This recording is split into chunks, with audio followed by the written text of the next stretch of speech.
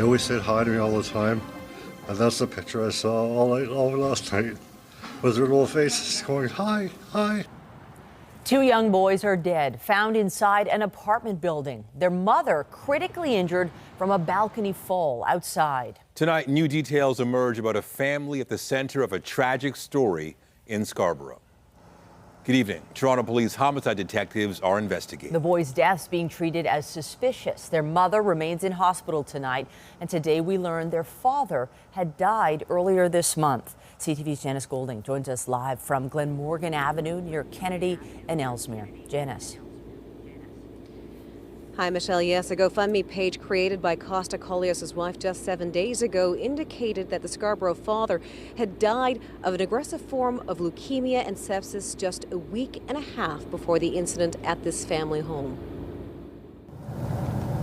A card reads, "You two angels didn't deserve to die." A message for 2 little boys who lost their lives in this Scarborough apartment building. Oh my God. Believe this.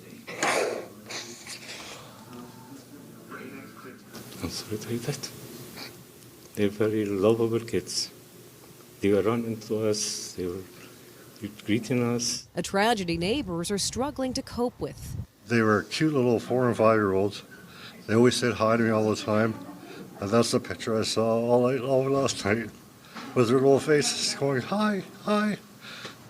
Police got a call for unknown trouble at 7:30 last night. When they arrived at the Kennedy and Ellesmere area apartment, they discovered a woman on the ground and soon learned 2 children were inside her apartment.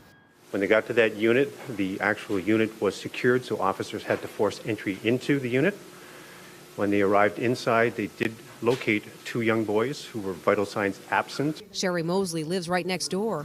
They were not, I thought it was my door was banging. But it was theirs. That's why I called 911, because it was banging and I'm shaking up to now. I'm so shaky. Mosley was horrified to hear her neighbor, who she and other neighbors have identified as 25-year-old Vanessa Collios, had been critically injured.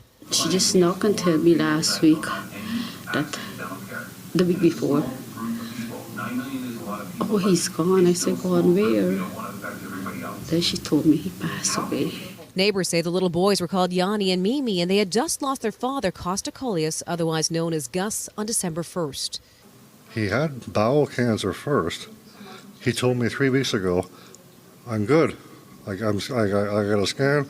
I'm all clean, Steve, he said. I find out a few days ago he passed from leukemia. The brothers were transported to 2 different trauma centers, but neither would survive their injuries. It's just everything go one, then the other, and then the little boys, and it's just like a whirlwind, you know what I mean? It's awful. Well, I'm shocked. Like I said, last time, I said to her when I bumped into her in the elevator, I said, I'm going to lit candles for him. Now, what am I going to do now? How many candles I have to light or to lit up, you know? It's sad. Police say the boys were seen healthy and well just hours before their deaths, which are being treated as suspicious. Certainly, it's not an everyday occurrence where we have a situation where a young person dies with no known history or signs of trauma, but to have 2 of the same family found in this the way it's presented, then clearly, we are acting on inferences, but we're drawing no conclusions at this point. Police say they won't know conclusively how the boys died until an autopsy is conducted, a question that is haunting neighbors. Now, police say they don't believe the woman fell from the balcony by accident. At last check, she was awaiting surgery but was in stable condition, and she is expected to survive her injuries. Reporting live, I'm Janice Golding. Now back to Michelle. Thank you, Janice. That cut out before my last clip. Coming up, the federal government unveils its dental care plan aimed at benefiting millions of uninsured Canadians. How the $13 billion program is going to roll out and who's eligible for coverage. We fill you in.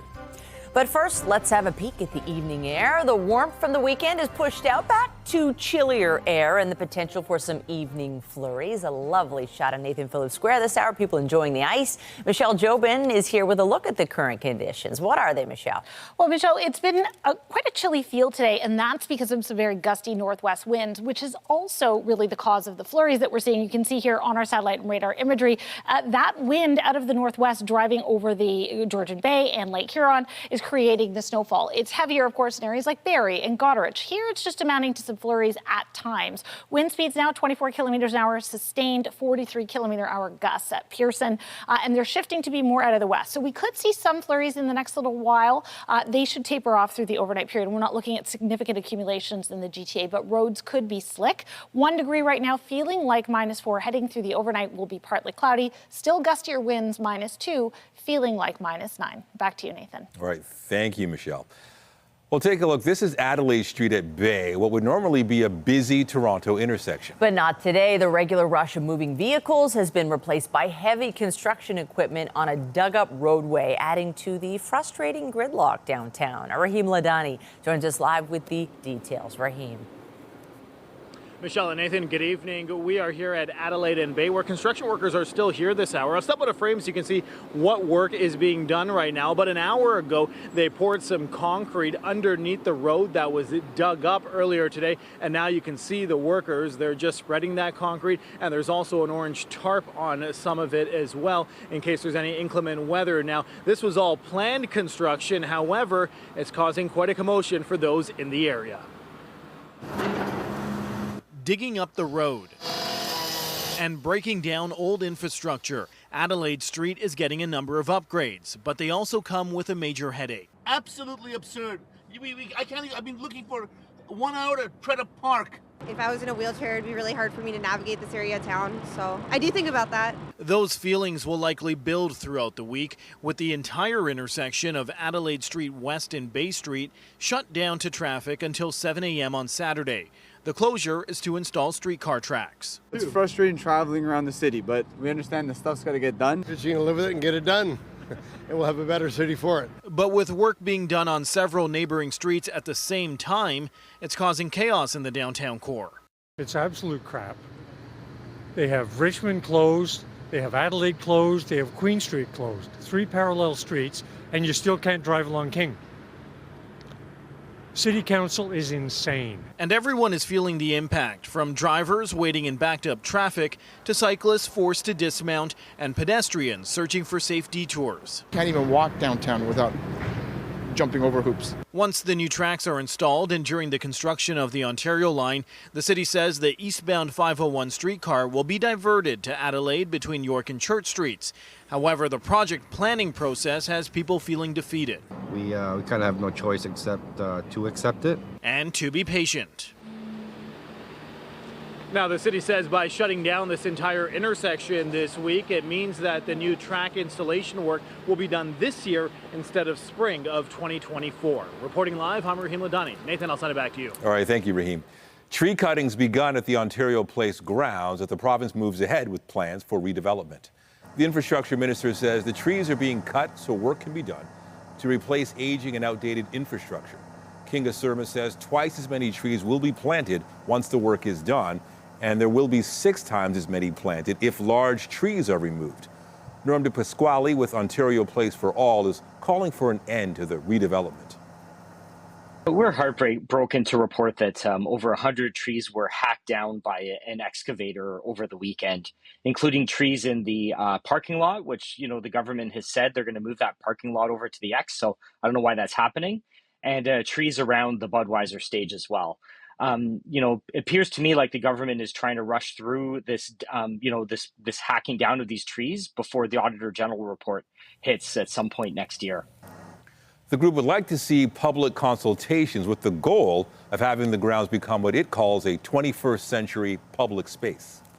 At Queen's Park, an investigation has been launched into money sent to parents to help their kids deal with learning loss during the pandemic. Ontario's ombudsman has flagged concerns about fairness and transparency, with some parents being denied funding.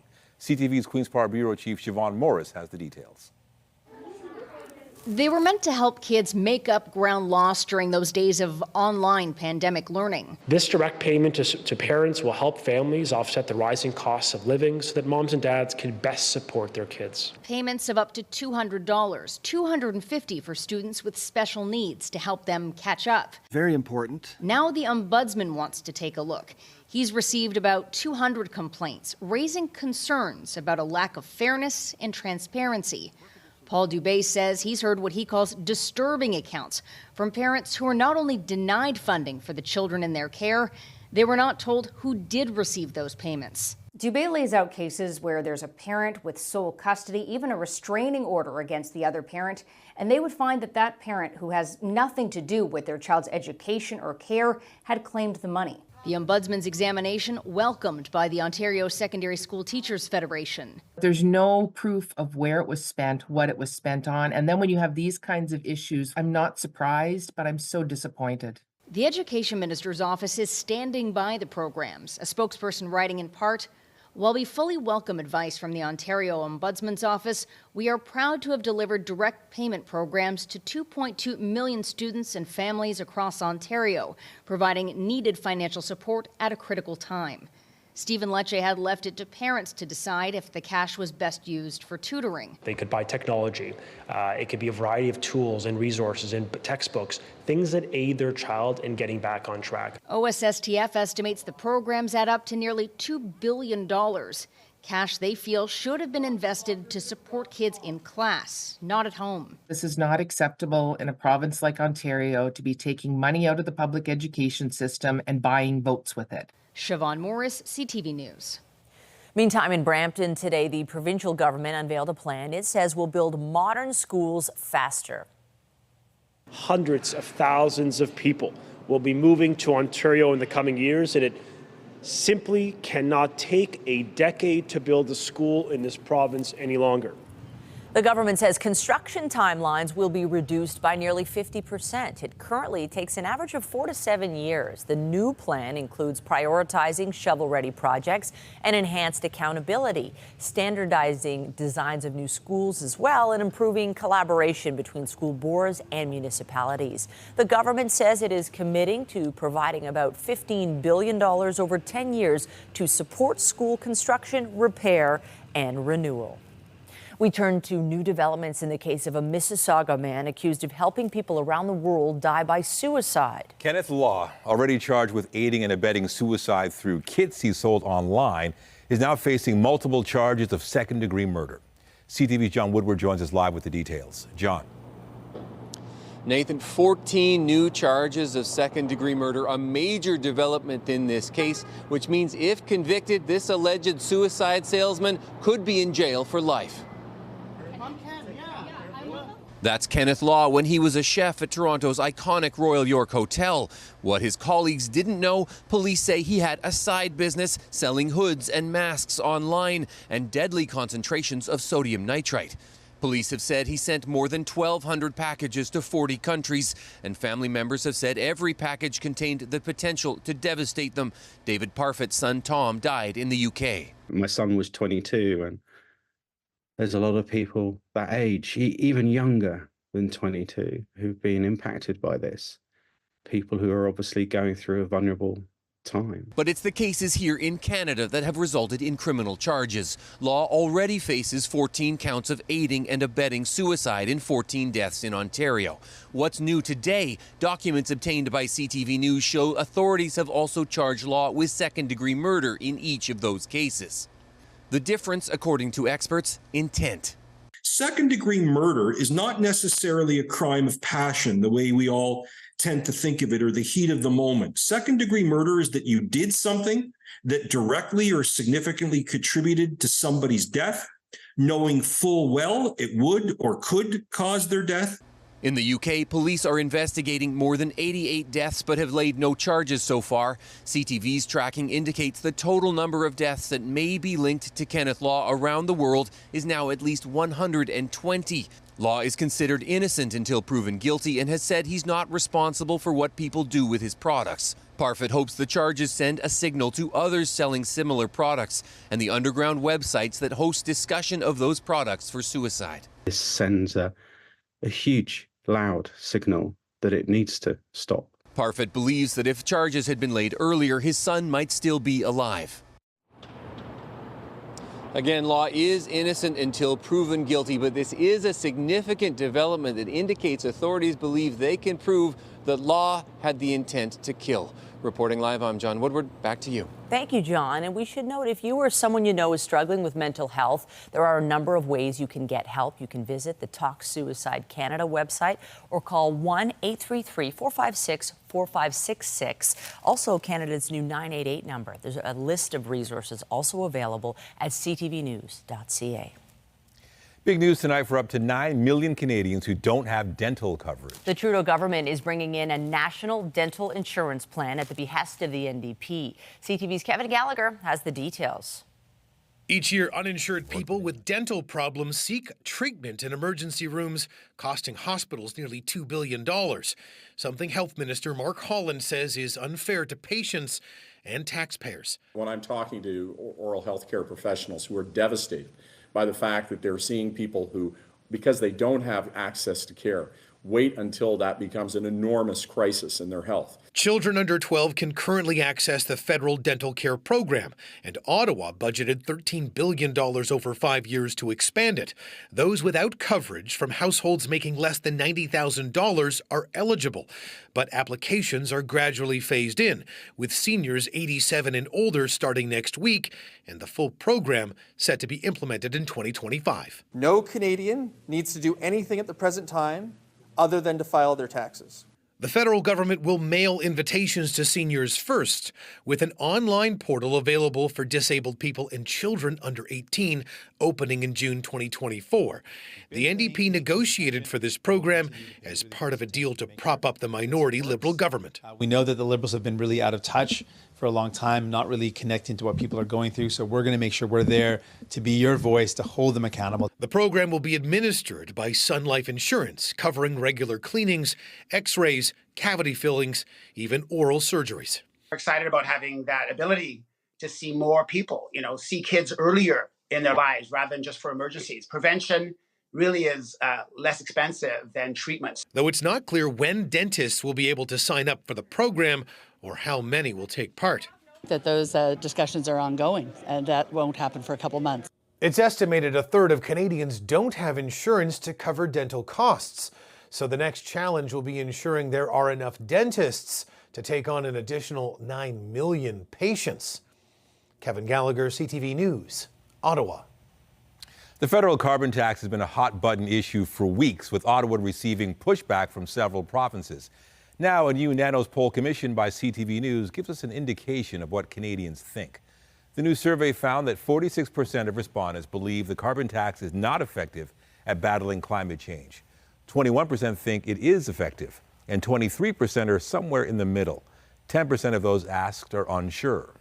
Respondents also gave their opinion on whether the carbon tax is effective for encouraging people to use less fuel. 44% said no. 11% said it is effective, while 25% feel the tax is somewhat effective. 17% believe it is somewhat ineffective, and 4% were unsure. Nanos Research surveyed more than 1,000 people by phone and online between November 20th and December 2nd.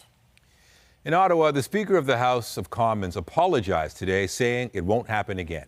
Greg Fergus was questioned by MPs about a video he made that was shown at a recent Ontario Liberal Party convention. CTV's Annie Bergeon-Oliver reports. Instead of presiding over the political debate in the House, Speaker Greg Fergus was at committee defending his impartiality before opposition MPs calling for his resignation. Regardless of it being aired privately or publicly, I should never have recorded it. I apologize unreservedly. I know I messed up, and I won't do it again. It's such a great opportunity to speak. Fergus has been under fire since this video of him in the Speaker's robes was played at the Ontario Liberal leadership election on December 1st. Fergus says he was assured the tribute to his role model, outgoing Ontario Liberal interim leader John Fraser, would only be played in private. And you've apologized, and you ought to have known that something like this could end up in the public domain. Things that are going out to be displayed publicly, I'm very careful about what is sent out. I'm a lot less cautious in messages that I would send to a longtime friend or messages I would send to my family. Called to committee today, Fraser defended his longtime friend. It was a very loving, wonderful tribute, very personal. a very, very personal one, and I'm grateful that it was given. Thankful that I have a family and friends who would do that for me. It's the second time this year that the conduct of a House Speaker has been called into question.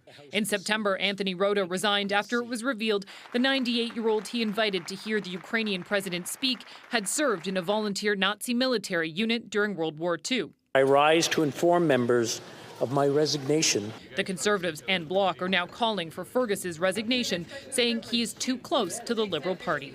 What we need is a speaker that understands that role of nonpartisanship and upholds it. The committee chair will report back to the House with their findings on Thursday. Annie Bergeron-Oliver, CTV News, Ottawa. Critics call it a watered-down deal. Countries at the COP28 conference in Dubai are preparing to release the final version of an agreement on how to tackle climate change.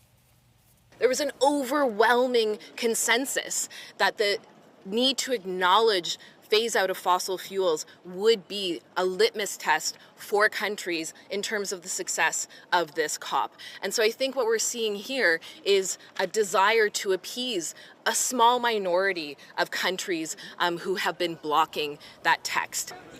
Activists created a gauntlet through which negotiators had to walk through to attend the meeting. A draft document released today appears to avoid calls from more than 100 countries to phase out fossil fuels. Instead, it calls for the reduction and consumption of the fuels in a just, orderly, and equitable manner.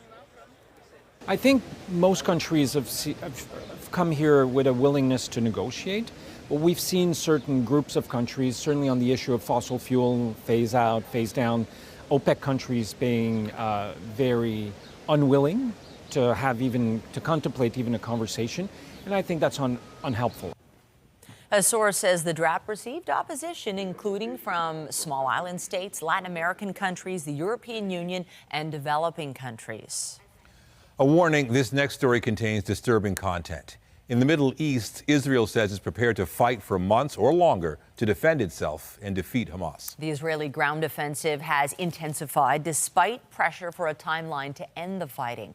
CTV's Heather Wright reports. Israel says it is targeting 3 Hamas strongholds inside Gaza, 2 in the north and 1 in the south, as intense fighting continues in the enclave. Officials released this video of what they claim is the inside of a mosque in Jabalia, where they found weapons and other evidence it was being used as a Hamas base. In Gaza City, the IDF says it now controls the area where the headquarters of Hamas is located and has discovered an elaborate network of underground tunnels. That's a vast terror complex for which the Hamas army of terror was using Gaza City as one massive human shield. In Deir al-Bala, dozens of injured Palestinians were rushed to hospital after an airstrike hit a nearby camp. I was watching the news, this man said, and all of a sudden, I feel everything cave in on top of me. The hospital says it is treating as many as 70 people, including children. There are a large number of children who have arrived with amputations to their upper and lower limbs. Israel says it is working to open up another crossing into Gaza at Kerem Shalom, near the border with Egypt, which will double the amount of aid able to enter the enclave. Most of Gaza's 2.3 million people have been displaced from their homes, many now living in the south along the border with Egypt, including 12-year-old Yosra. My dream was to become a teacher in a school, but the school has been destroyed, she says. Now her dream is to live in a safe place. With the war now in its 3rd month, Israel says it's up to Hamas to end it. This war could end now if Hamas surrenders, hands over its war criminals to face justice, and releases all of the hostages. Aid groups are warning of extreme overcrowding in southern Gaza and a dire situation near the border with Egypt, with the UN now predicting public order will soon completely break down. Heather Wright, CTV News, Toronto. In the UK, some young royals are helping families in need this holiday season. Here, there's lots of people who give up their time, and there are lots of volunteers who come and help out. And so you're the volunteers for this evening. The Princess of Wales was joined by her 3 kids at a children's charity. Prince George, Princess Charlotte, and Prince Louis help staff sort through donations and make up gift bags. Kate has promoted programs for young children because of the lasting impact that early intervention can have later in life. This video was shot last month at a facility not far from the family's home west of London. Coming up, sparking joy and hope for the holidays. Toronto police welcome newcomers and refugees for a special celebration of the season, spawned by a couple of officers who understand what it means to have to start a life in a new country. And I'm Pat Foran. Coming up on Consumer Alert, Toronto police are warning once again about the grandparent scam. A man called a senior and claimed he was her grandson and needed $7,500 for bail. When he asked for more money, he was arrested by police. I'll have the story. That's just ahead. Another gusty day on the way for us tomorrow, but a milder one. A high of 5 on the way. We will see some sunshine to start the day, but we'll have winds out of the southwest, and that's going to give us a little bit of a different feel. I'll break down where we'll see the gustiest winds and, of course, your full forecast coming up after this. But stay with us. We've got another full night of great shows for you right here on CTV. Criminals have been targeting seniors in what's known as the grandparent scam when they pretend to be grandchildren in trouble. Toronto police just arrested and charged a man after he allegedly took $7,500, claiming her grandson needed bail money. Here's Pat Foran and Consumer Alert. Pat. Nathan and Michelle, the grandparent scam has been around for a while, but now some criminals are growing bolder. In this case, it's alleged a man received $7,500. When he went back to get more money, he was arrested by police. 27-year-old Diego Armando Lillo of Toronto faces multiple charges after allegedly taking part in a grandparent scam. Toronto police say he tried to defraud a senior out of $15,000. A woman got a call from someone claiming to be her grandson. He said he was in trouble and needed money. The victim was contacted by the accused. They were impersonating her grandson, claiming that he was in jail. The senior got $7,500 and a man came to her home to pick it up. But after the person got that money, someone called back and said they needed another $7,500 for bail. That's when the woman became suspicious, called police, and Lillo was arrested when he came back to her home. It is unfortunate that she did lose $7,500, but she would have lost another $7,500 if she did not contact police. Lillo is charged with impersonating a peace officer, fraud over $5,000, assault with intent to resist arrest, and failing to comply with a release order. Don't you know me, Grampy? Stuart Irvin got caught in the grandparent scam last year, just before the holidays. He got a call from someone claiming to be his grandson, who said he had been arrested after narcotics were found in his car. I would say it's the worst thing with money that has happened to me in my life. Irvin was scammed out of $8,000. To avoid being scammed, be suspicious of calls that demand immediate action. No law enforcement agency will demand immediate payment. Never send money to anyone under uncertain conditions, and don't be afraid to say no. If you do receive one of these calls, we request that you either call a police station or a family member. Last year, Canadians lost $4.2 million to grandparent and emergency scams. Police are concerned there may be more victims and urge anyone who has been defrauded this way to come forward. And even if the caller sounds like someone you know, they could be using voice cloning. So if you get a suspicious phone call, don't fall for it and reach out to a trusted family member to make sure everyone is okay. On your side, I'm Pat Foran. If you have a consumer story idea, email us at alert@ctv.ca. It was a mild opening weekend at Blue Mountain. Skiers and snowboarders hit the slopes, describing conditions you can see there as a bit slushy, but fun. Operators say they usually aim to open by mid-December, so they consider this year's ski hill start an early one. Not bad, but still not a lot of snow just yet. But I think it's probably that snow is firming up a little because it has cooled down quite a bit from the weekend. It has, however, we're getting some milder stretches as we get later in the week. Certainly here in the GTA, although I'm looking at Wednesday is not a bad day in the Collingwood area for some flurries and some cooler temperatures. Just saying, if you're a ski or snowboard enthusiast, that's good to know. But yes, a blustery day today, a cooler one, but things are changing as we head through the overnight period. I'll let you know when we'll see the mildest day this week and when we could maybe see a few flurries here in the GTA. Weather is brought to you by Train, the most reliable heating and cooling brand. It's hard to stop a train.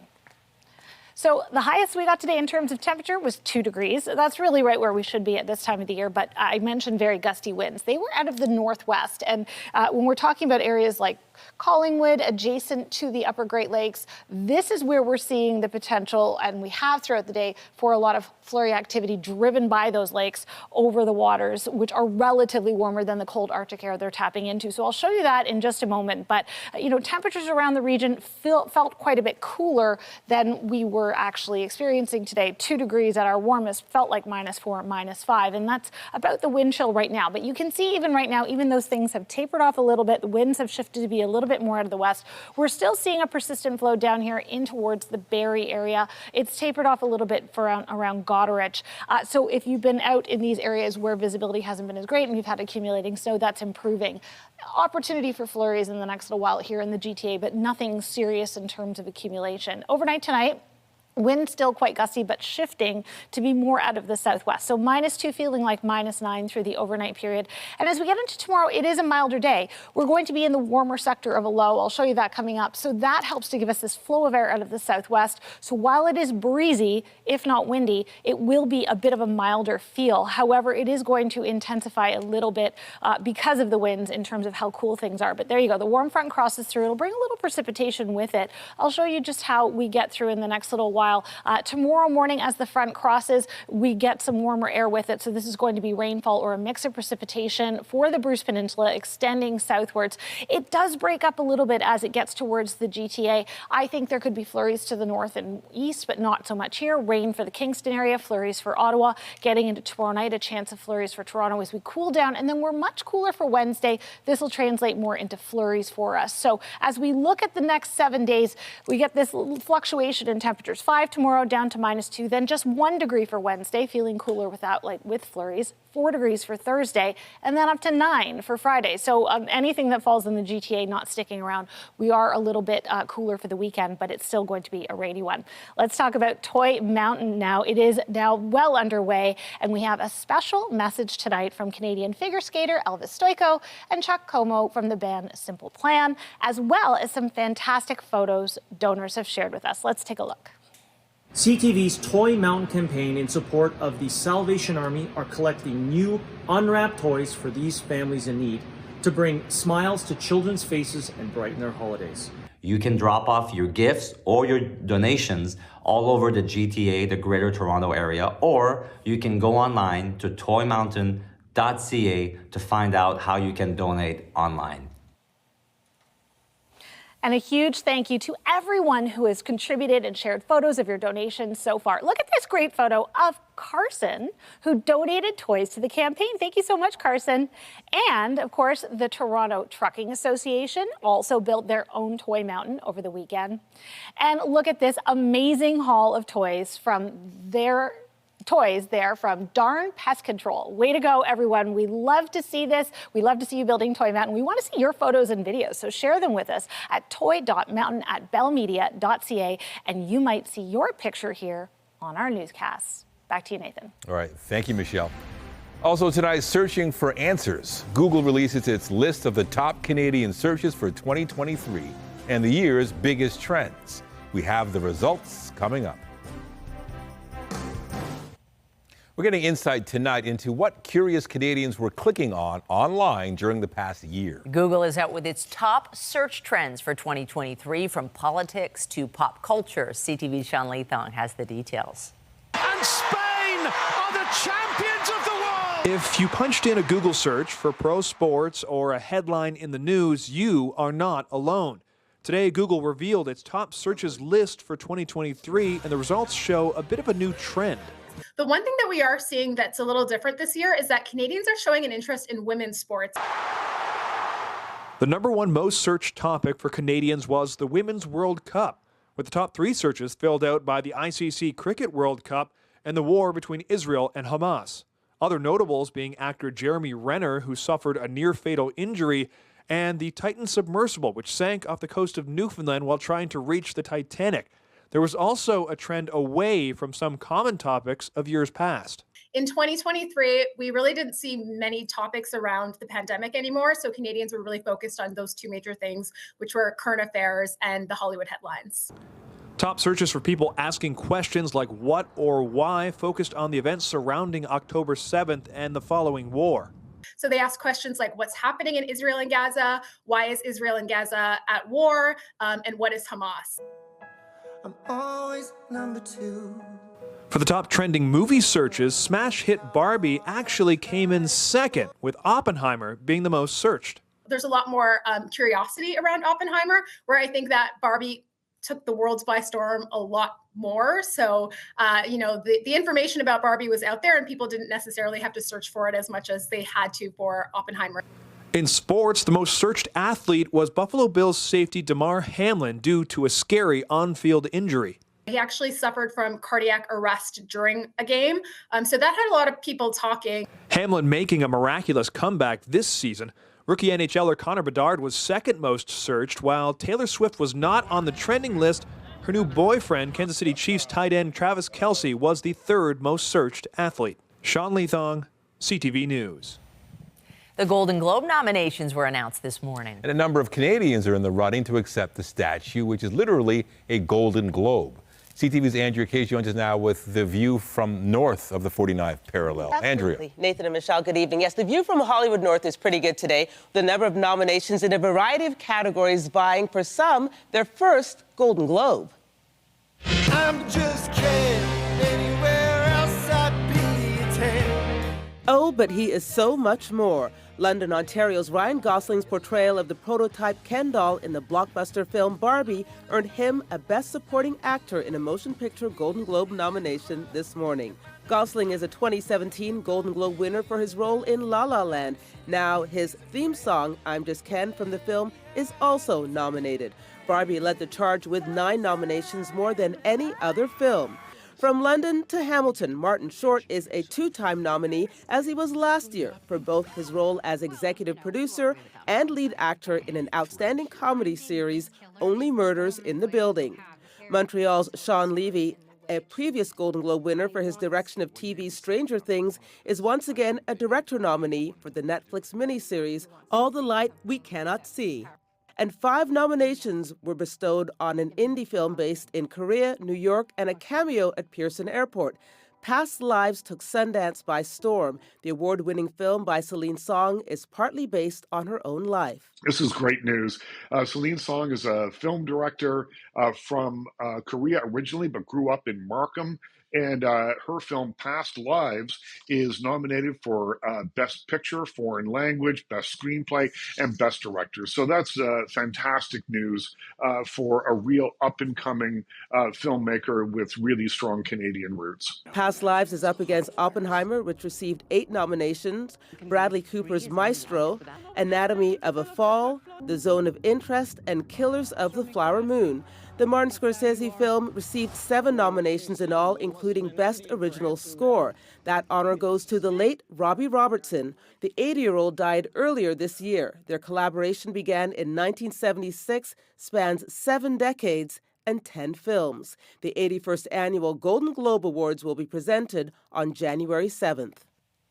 The Golden Globes are reinventing themselves after scandal rocked the organization. New owners, more and diverse membership, and 2 new additional categories: cinematic and box office achievement in motion pictures, which would have had to make at least $150 million. Hello, Taylor Swift, she's in that one. And best stand-up comedian on television. There are 27 different categories. I can't go through them all. Reporting for CTV News, I'm Andrea Case. The Stars Tonight is brought to you by Lastman's Bad Boy, court-approved liquidation sale. On the next CP24 Breakfast, we'll talk to Glass Tiger's Alan Frew about why he's shining the spotlight on his musical counterparts from the 80s and 90s. And that's on the next CP24 Breakfast, up first at 5:30. Consolidated. They're very lovable kids. They were running to us. They were greeting us. Updating our top stories, the bodies of 2 boys were discovered by police in a Scarborough apartment last night. Investigators won't know conclusively how they died until an autopsy is conducted. Their mother is in critical condition after falling from a balcony. If I was in a wheelchair, it'd be really hard for me to navigate this area of town, so I do think about that. The intersection at Adelaide Street West and Bay has been closed to traffic until 7 a.m. Saturday. Crews are installing streetcar tracks. Adding to the frustration for many, work is also being done on several neighboring streets at the same time.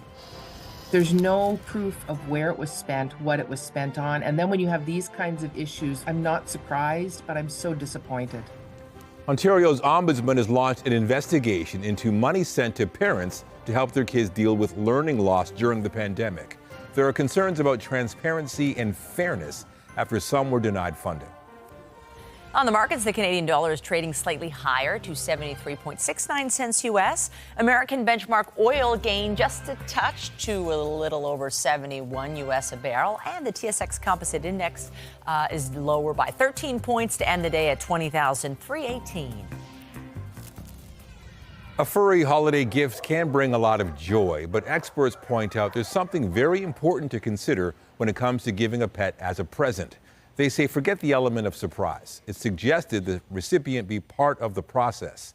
Animal shelters and rescue groups recommend giving a gift certificate and wrapping up all the necessary supplies. Then the person can choose their own pet at a later date. A national commission will be held to address safe sport issues in Canada. Abuse in sport, maltreatment, unsafe sport is absolutely a crisis in this country, and that's why we're moving forward with this commission. It will be led by an independent commissioner and 2 special advisors. There will be a summit and 2 reports required during the commission's 18-month mandate. Measures announced today include modernizing Sport Canada's funding and developing a sport integrity framework. The Toronto Maple Leafs are in New York tonight looking to keep their modest win streak going. The Buds are coming off a 4-0 shutout of Nashville. Tonight they take on the Islanders, who have also won 2 in a row. Leaf captain John Tavares can reach the 1,000-point plateau if he gets 2 against his former club.